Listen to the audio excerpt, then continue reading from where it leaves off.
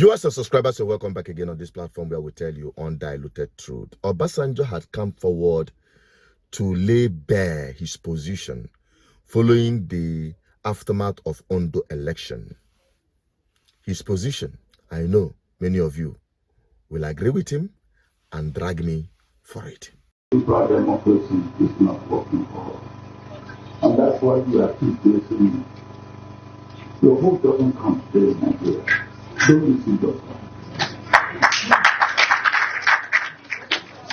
And unless things change, and I mean that, I am not going to vote in Nigeria. Unless things change. Because they will say it doesn't matter what you have your vote. It doesn't matter your number. You write the figure. And they say go to court. And then you are not sure you are going to get justice in the court. So what are you voting for? What democracy are you talking about? So if you are still in that form, then good luck. Good. That is the truth.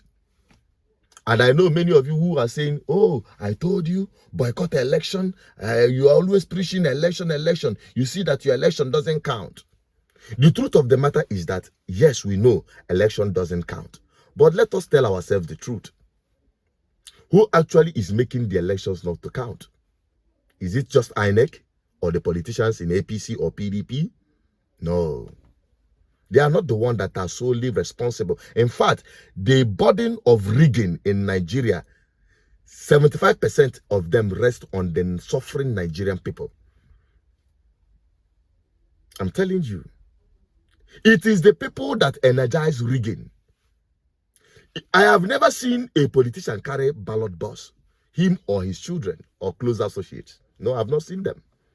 I have not seen politicians carry money to the polling unit to buy vote. The people they sent are suffering Nigerians who work as their agents. I have never seen a politician who write election results. No, they are ad hoc workers of INEC and the official staffs who manipulate election results. These are suffering Nigerians. Then INEC as an institution have become a criminal enterprise when it comes to rigging of election, with the way we see them handle the beavers, the IRF, and the rest of them.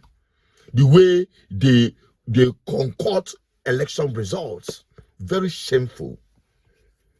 These are suffering Nigerians. We are no longer talking about the judges. These are institutional corruption and impunity that had substantiated the position of Obasanjo. And I agree with him totally. So if the burden lies more on the people, who are you to blame? Who are you to blame? I blame the people. And that's why most of my advocacy is on the people, to create awareness, for them to understand what they are doing to themselves, that they are the ones shooting themselves in the leg. That is the truth. I'm talking about further elections. Nothing will ever change. In fact, it will even get worse because they are being emboldened every day. After what we saw happen in Edo and in Ondo State, there is nothing that you can expect otherwise in 2027. You can just write it down. If the people who are Nigerians will not stand up and say enough is enough. First, on INEC. Somebody said, NDBC was saying on our live broadcast yesterday during the matters arising, that people should call for the sack of INEC chairman. If you sack INEC chairman, who will appoint the next one? The same Tinubu. So the same thing. So what Nigerians should be asking for is an overhaul of the system, a total and complete electoral reform to start with. If there could be any election moving forward, else people should not be part of the election, which already is flawed. There's no need. And it should be championed by the political parties that are opposition. They should champion it. They should lead the people. That is what leadership is all about. They should lead the people in this advocacy and agitation. If truly INEC should conduct any election going forward, there must be a critical reform in the electoral process. I'm telling you, without which, forget it. Forget it. And that is where Obasanjo is coming from. And I agree with him totally. The people must stand out and say, and stamp their foot and say that enough is enough with this INEC criminality and charade of an election in Nigeria. Enough is enough. Okay? Then, the irreducible minimum people should also be asking for is a total reform of the structure of this country. A total overhaul of the system. Because it is not working and it will never work. Don't expect anything good coming out from this. And that is the position of GGM and myself. And we'll continue in this advocacy. If you like, tell me one Nigerian, that is your business. We all know that Nigeria is a scam as it is today.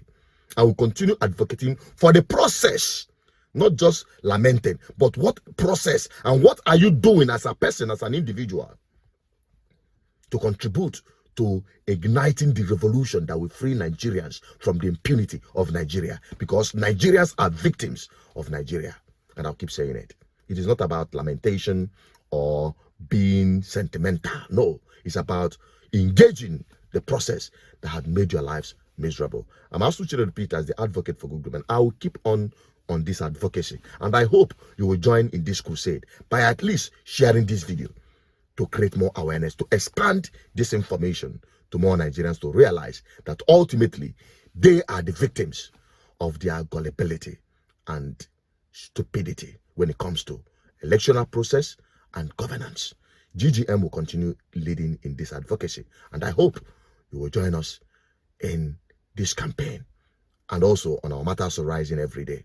Let your voice be heard every evening. I'll see you there. I still remain Chinedu Peters, the advocate for good governance. Bye-bye for now.